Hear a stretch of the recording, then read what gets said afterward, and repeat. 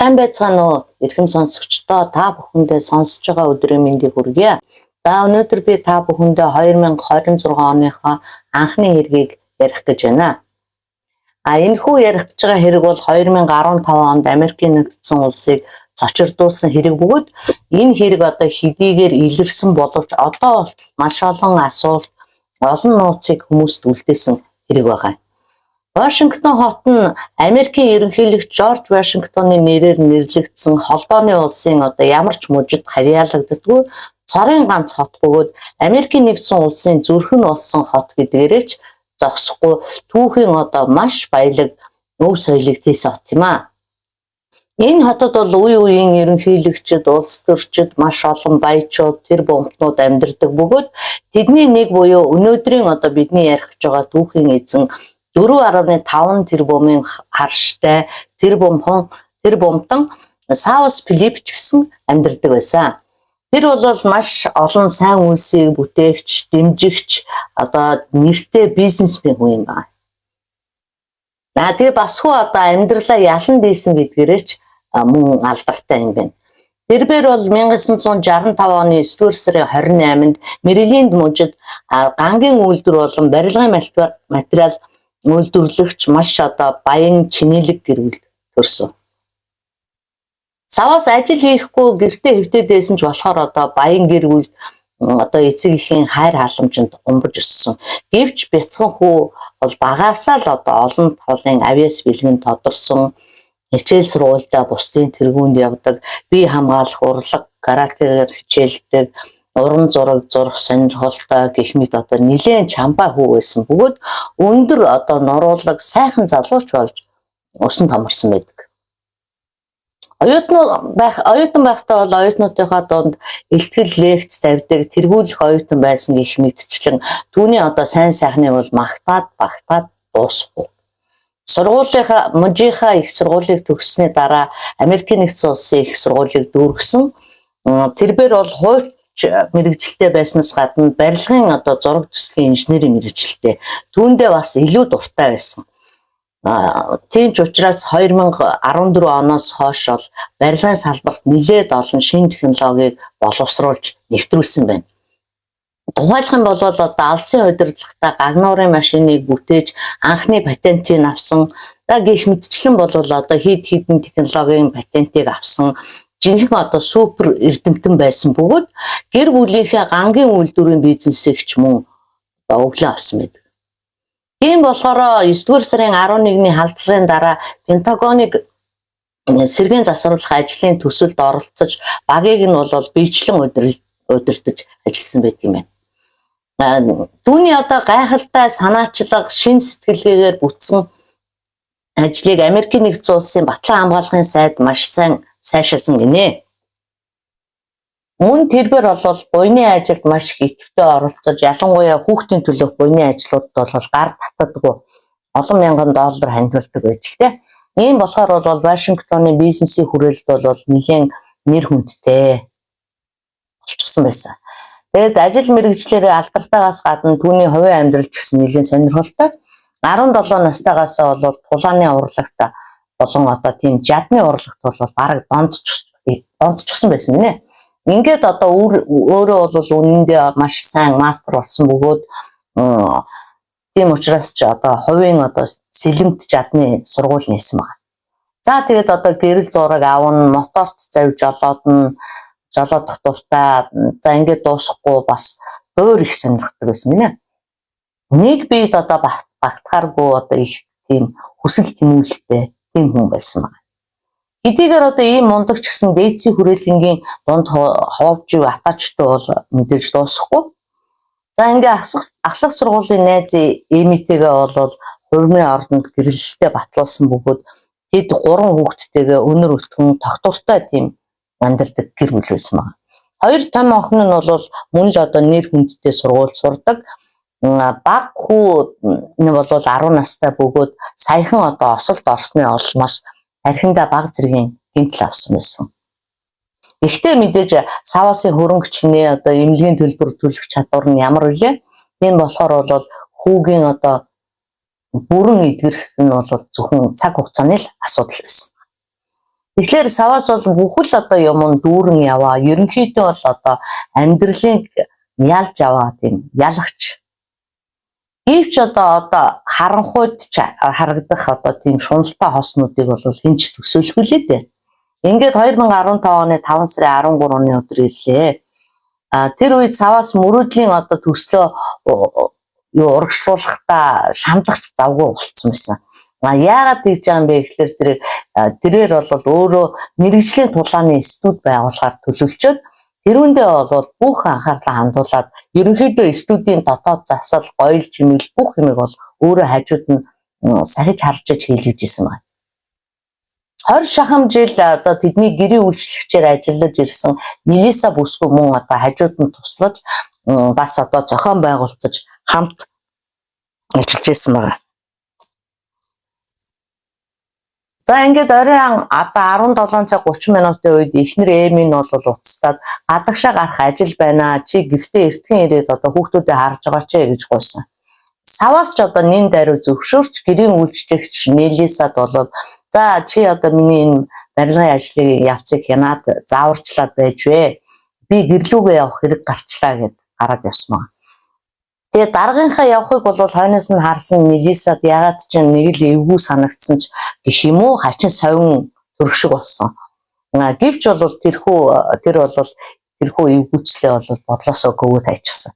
Учир нь тэр бол түүнтэй одоо 20 шахам жил хамтран ажилласан түүний одоо ажил олгогч нь шүү дээ.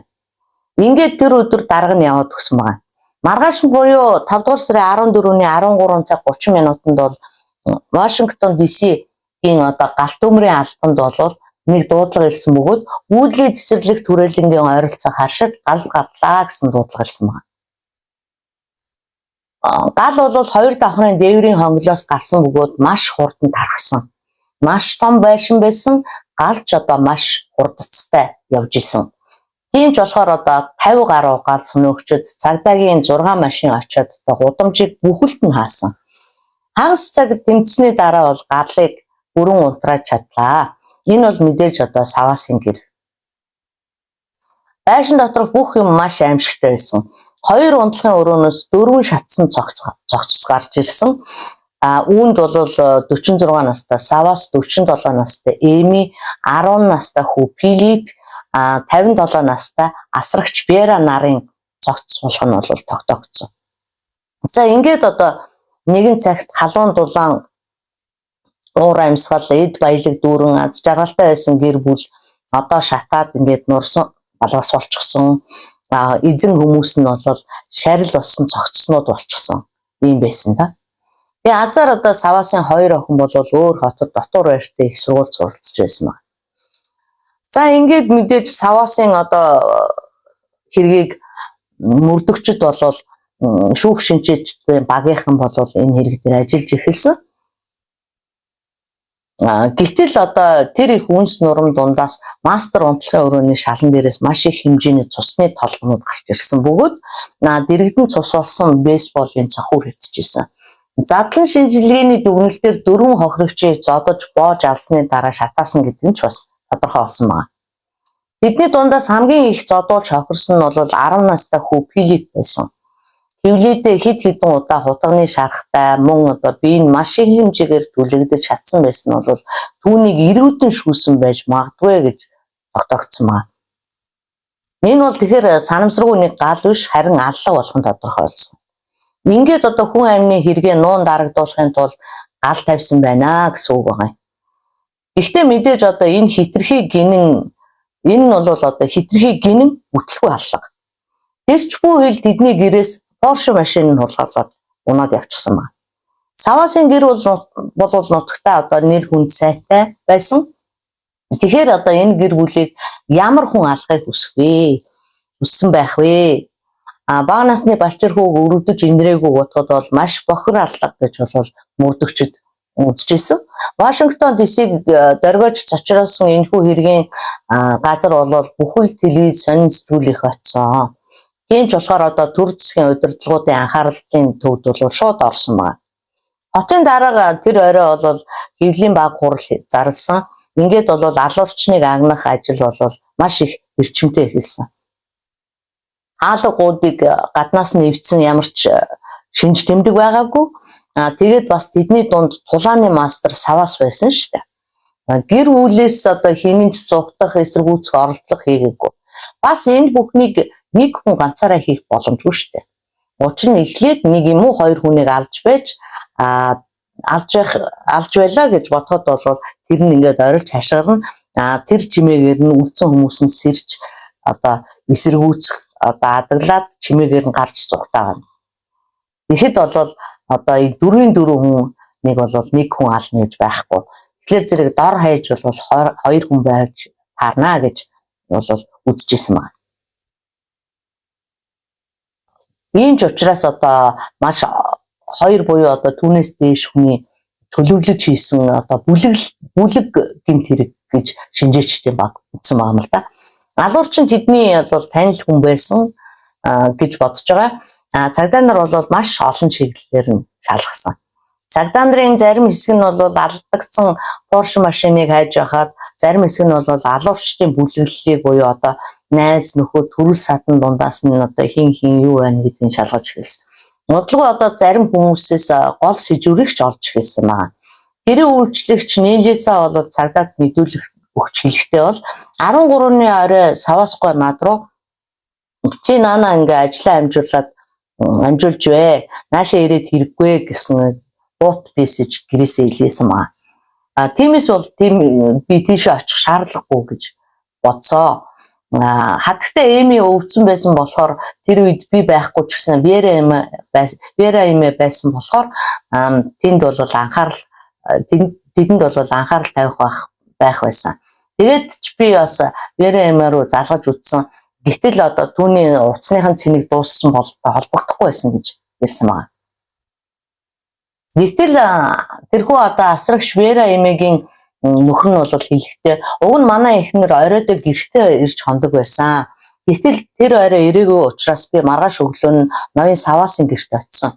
Тэр даруйда би Саваасын Porsche машиныг машин зам дээр зогсож байгааг нь харсан. Энэ бол мэдээж хэвийн зүйл биш. Учир нь тэр үед ноён Саваас машинаа унаад ажил руугаа аль хэдийн явцсан байх ёстой байсан. Гэвч би эхнэртэй санаа зовоод тэр тухай ноцтой юм бодоогүй. Хаалга руу очиж хаалгыг тогшсон ч гэсэн хинч хаалга тайлаагүй. Гэтэл яг тэр үед бол Саваасын утаснаас мессеж ирсэн бөгөөд эхнэр өвдсөн учраас Вера түүнийг дагуулад нэмлэгт үзүүлэхээр явсан. Нэмлэг дээр жаахан удах бах гэж надад үтсэ. Тэгээ энэ надад жаахан хачин санагдсан ч гэсэн ноён Саваас бол бидний ажил олгогч бөгөөд маш одоо олон жил хамт ажилласан болохоор түүнийг одоо мэддгийн хувьд түүнийг бол мэдээж одоо шалтгаангүйгээр худлаа хэлэхгүй гэж бодоод би эргэлзээгээ тайлсан гэж ярьсан байна. Дээрх 2 хүний мэдүүлэгт үндэслэн цагдаагийнхан бол Саваасын гэр бүлийг 13-ны орой 19 цагийн орчимд алгадсан байх гэж хамбалсан. Тэгвэл одоо алуурчид юу хүссэн бэ? Одоо өшөө авалтуу тий одоо хувийн өшөө алдуу эсвэл одоо ялгуурлан гадуурхалтуу ингээд байж итэл бол Саваасын Жордан бас нэг чухал мэдээлэл өгдөг. Саваас 13-ны шөнө мессеж явуулсан бөгөөд маргааш өглөө компани дээр очиж илгээмж аваад манай гэрт авчираарай гэж түүнээс бол хүссэн байна. Тэгээ цагдаа нар тэр даруй камерын бичлэгийг шалгаж эхэлсэн. Энэ нь бол Жордны хийсэн үнэн болохыг баталсан байна. 14-ний өглөө 9 цаг 40 минут орчим Жордан бол компани дээр очиж нэгтлангаасаа 4 багцад хувааж уудалсан $40,000 бол бэлгээр авсан байдаг. Тэгээ 10 цаг 40 минутанд бол Жордан Саваасын гаражинд бол энэ илгээмжийг хүргэж өгсөн байна. Ингээд одоо илгээмжийг ирсэн тухай бол Саваасаас түүнд хариу мессеж ирсэн. Тэгээ энэ бол мэдээж одоо алуурчны урьдчилж бэлтгэсэн одоо арга өрхөл юм да. За тэгэхээр алуурчин мөнгө хулгайлахыг хүссэн байна. Нэгэсэндээ энэ нь бол энэ алга нь бол дээрмийн зорилготой байсан юм шиг харагдаж байгаа биз. За тэгэхээр Саваас шиг гэтэл одоо Саваас шиг ийм баян хүнээс ердөө одоо $40,000 авахыг хүслээ гэж үү? Тэгээд одоо энэ үхний төлөө бас 4 хүний амийг хөнөөсөн юм уу гэдэг асуудал бол энэ хэргийг бол маш ойлгомжгүй бэдрийтэй болгож байсан. Цагдаа нар хулгайлагдсан Porsche машиныг Мэриленд дэх сүмийн гадна орхисон байх нь олсон байгаа. За гэхдээ зүгээр ч нэг орхиогүй санаатаагаар шатаагаад орхисон байсан. Машинаас бол нэг шатаагүй майк олсон. За тэр майкны эзнийг олчгол юм бол одоо алуурчныг олж болно. Бас тэгээд зам дээр бол маш олон камер байгаа штэ. Гэтэл одоо алуурчин бол нэлээд залтай байсан. Камераас бол түүний одоо дүрс нь бол маш бүдэг badag байсан. Тэгээ ямар ч царай байхгүй одоо нөгөө юудэнгээ ингээд өмсцэн. Тэгээ ингээд энэ хэрэг мухардаад байж итл одоо хэргийн газраас Domino's гэдэг компани хаягтай пиццаны хоёр тийм хоосон хайрцаг болсон байна. Эхлээд бол цагдаа нар энийг бол саваасын гэр бүлийнхэн эзэн гэж бодсон боловч дараа нь одоо магадгүй алуурчид эзэн бол яах вэ? Энэ алуурчид эзэн байж магадгүй гэж бодоод шинжилгээнд явуулсан байна. Гэтэл одоо тэр хайрцаг дотор хазаад орхисон пиццаны зах байсан байгаа юм л да. Ингээд үүнийг нь бол D1-ийн шинжилгээнд илгээсэн. Мөн одоо Domino's гэдэг одоо пиццаны компанид бол хин захиасныг лавлж шалгасан. Гэтэл бол пиццаг 13-ны 21 цагт саваасын эхнэр Эми захиалсан болохыг нь бол мэдсэн. Гэхдээ тэрээр би бол өвчтөн хөөхтэй сахиад гарч чадахгүй байна. Пиццагаа одоо үүдэн дээр үлдээгээд хонх нэг удаа дараад яваарай гэж хэлсэн байсан. Тэгээ пиццаны ажилтныг гэрт нь очиод бол тэдний байшин хав харанхуй байсан гэж байгаа. Тэгэхээр бол тэр үед одоо тэдний гэр бүлийнхэн аль хэдийн алгадчихсан байж таарах нэ. Тэгээ цагдаа нарын таамагласнаар алуурчин бол пиццаг захиалсан гэсэн үг. Ингээд одоо хазагдсан пиццаны ДНХ гарч 34 настай Дайрн гэдэг хүнийх болох нь илэрсэн. Дайрн бол өнгөт арьстан бөгөөд хальт харахад одоо тэдний гэр бүлтэй огт холбоогүй юм шиг. Тэрээр бол Гайти улсад төрсэн, цагаачлж ирсэн бөгөөд 2001 онд Америкийн нэгдсэн улсын тэнгисийн цэргийн айрамд одоо илсэн ч албаа дуусгаж амжаагүй одоо өвчний улмаас халагдсан байгаа. За Дайрн бол тийм маш муухай аштай хүн болгонтой муудалцаж хэрэлдэж зодтолтож явдаг. Тэгээ гэр бүлийнхэнтэйгээ ч тийм харилцаа муутай тийм залуу байсан байна. Аав ээжигээ зодсны улмаас бол шүүхээс талсан сэргийлэх арга хэмжээ авахж байсан. Тэгээ ер нь бол тэгэл хулгай зодон дээр нь хүчин тэгэл ерөөсөө бүхэл хэргийг хийж одоо тэр болгоноороо шийтгэжсэн. Тэгээд ерөнхийдөө одоо шороо оронгоор явж дасчихсан тийм нөхөр байгаа маань л да. Тэр үетэл одоо урд нь найзалж исэн хуучин найз охиныхоо гэрт нь одоо хулгаагаар нэвтэрч ороод зурагтыг хулгаалаад машины нэвтжсэн ч гэх шиг. Ер нь л одоо гэмт хэргийн тийм баялаг намтартайгаар байсан байна. Одоо байнга л одоо бусдыг ална, тавлна гэж сүрдүүлдэг. Тэгээд 2010 онд бас хутга алах биедээ авч явж байгаад бусдыг сүрдүүлж тэрнээсээ болоод бас ял авсан. За тэгтэл машинаас олдсон майкны нөгөө ДНХ мөн Дайрных гэдгийг тодорхойллоо. Гэхдээ тэр одоо яагаад ерөнхийлөгчийн ордонтой ойрхон байдаг саваасын хаусыг сонгосон бэ?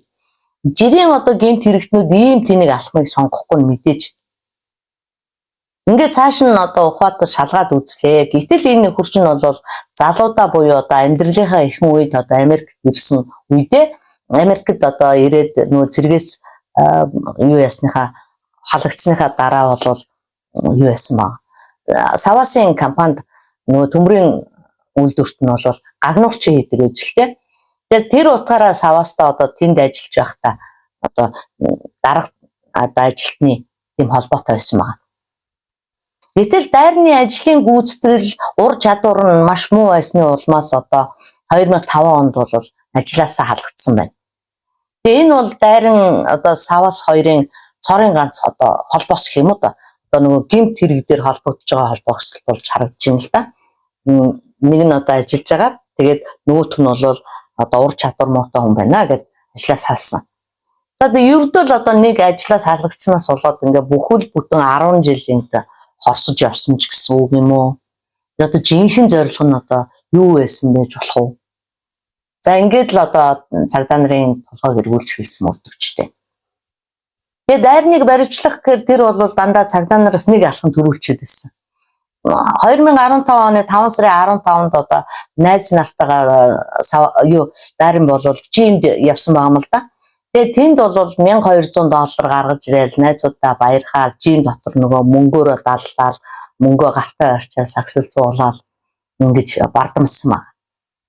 Тэгснэ найз хүүхэнтэйгээ уулзахаар тэндээсээ бол Нью-Йорк руу барьж өгдөг. Тэгээд замдаа $100 дэвсгэрт гаргаж тооцоо хийж яваад байсан. За угаасаа ч одоо саваасын жолоочийн авчирч одоо гаражд орхисон мөнгө нь бол дандаа л одоо $100 дэвсгэртүүд байсан. Ингэж одоо байдгаараа мөнгө цацаж явахыг харах юм бол урд нь одоо үгээгүй ядуу байсан. Тэр одоо бол одоо ингээд доллараар бараг хүн зөхөж авчих гэдэг одоо шүү.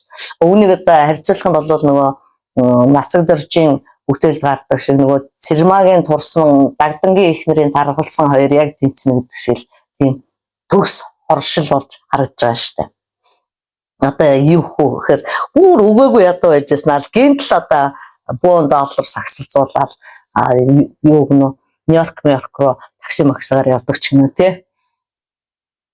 За тэгээ ингээд цагдаа нар бол найз охиных нь Нью-Йоркт нөгөө найз охинтойгоо уулзахаар явж байгаа шүү дээ тэр чинь. Тэгээд ингээд цагдаа нар найз охиных нь гэрт ингээд Нью-Йоркт яваад очисон чинь дайран бол аль хэдийн нөгөө хүүхэн дээр ирээд явцсан байсан.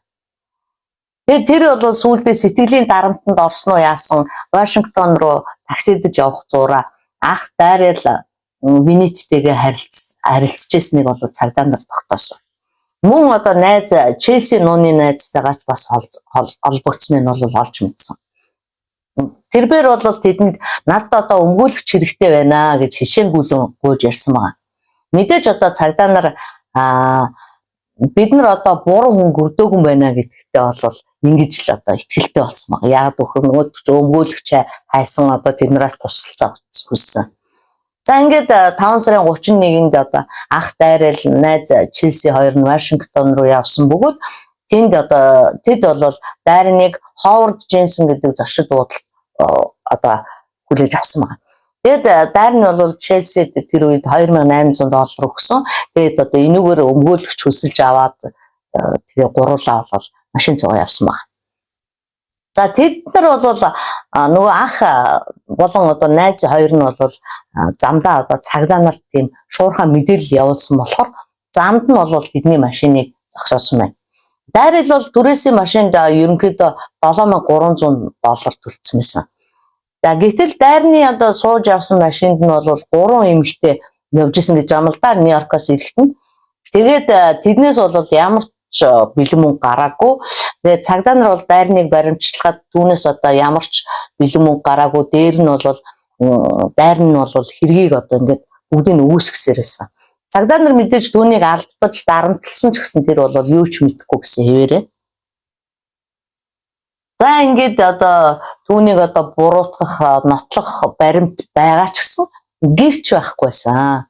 Тэгжээд л ашгүй нэг гэрч гараад ирсэн. 5 дугаар сарын 14-ний 12 цаг 14 минутанд дайран Саусын гараж руу алхаж явахыг харсан гэрч гараад ирдэг. Тэгээ орой 17 цагийн орчимд галс өнөөгчд шатсан Porsche машиныг олсон доо тий. Тэгтэл одоо яг тэр үед одоо тэр машины ойролцоох буудлуудаар болвол нөгөө дайран чинь тэнүүчилж явсныг нь бол тэрний одоо гар утсын шалгаж аваад тогтоосон байна. За тэгээд тэр чинь бол маш олон тооны түлхүүр үгсийг ашиглаж байгаа л одоо байршил тогтоох функцийг хэрхэн удраах вэ? Илрүүлэлтийн хяналтыг одоо хэрхэн худлаа байршил зааж давах вэ? За тэгээд оргодлыг одоо хэрхэн ямар мужид одоо баригдахад зөөлөн аргаар шийтгэгдэж ял мултарч болох вэ? Одоо юу гэсэн үг л дээ нөгөө муж болгон ч өөр юу хуультай учраас ямар мужид одоо очиж байж байгаад би баригдах юм бол одоо арай тийм хөнгөн ялаар одоо ялнаас энэ хүнд ялнаас мултарч болох вэ? Гэх зэргийн одоо маш олон хайлтуудыг хийсэн байсан. За тэр ч утгаараа Савасын гэр бүлийн талаар хамгийн одоо сүүлийн үеийн муу одоо нас барсан өгсөн тэр төгсгөлийн талаарх мэдээллийг хүртэл одоо интернетээ хайсан байгаа юм л да. Цагдаа нар анхандаа маш том тэр бомтон бизнесмен нэрийн одоо гэр бүлийн өхлийн буруутныг бол тэдний хамтрагчдаас нь бизнес бүлэглэлээс нь одоо магадгүй бас улс төрчдийн дундаас хайж исэн. Тэгтэл одоо үүнээс өөр сэжигтнийг бол хайх боломжгүй болсон. Гэтэл одоо үнэн хэрэгтэй хамгийн түрүүнд бол за ингээд юу болсон бэ гэхлээр зэрэг даар нь бол хамгийн түрүүнд эхнэр Эмиг нь одоо Эмигээр нь хаалгыг онгоолгоод тэгээд одоо Эмигийн барьж авч баривчилж зовоосны эцэст бол Эмигээр буюу одоо эхнэрээр нь Саваасыг гэрлүүн одоо яаралтаа дуудуулсан байна. Тэгээд дараа нь бол түүний гэртээ ирэнгүүт нь Филипп хүүгийн одоо баривчилж юу яаж аваад тэгээд одоо Филипп хүүгээр чи одоо амьд минь харахыг хүсэх юм бол одоо миний хүснийг хий гэж одоо хүчээр дарамтлсан байна. Энэ нь бол мэдээж одоо Саваасын дуу хоолой одоо хөдөлгөөний хорсонтой ижил шүү дээ мэдээж. Үр хүүхдээ тэр цэсмээ одоо нялх балчир амтныг ингээ баривчилж ирэхэндээ оруулсан одоо занал хийллийг сонссон эцэг их болгон бол одоо 100% бүр одоо 150% бууж өгч одоо тэр дээрэмчний хэлснийг л дагж таарна. Үүнийг бол даар нь одоо эртнээс төлөвлөж бодсон байсан. Яагаад тэгэхээр Саваас хизээч одоо хинээсч боломжлдгүй аль болох ард олонтойгоо ойрхон энгийн амьдрахыг хүсдэг хүн байсан учраас тэр үеийн л одоо бие хамгаалагчтай ч гэсэн ер нь тийм хатуу чанга тийм айхтар хүмүүсээр сонгодгүй байсан. Тийм зөөлөн одоо тийм нэг л жирийн хүмүүсээр бие хамгаалагчтай хүртэл сонгодог байсан баг. Нэг осондоо тийм айдсгүй амьдрдаг хүн гэх юм уу да.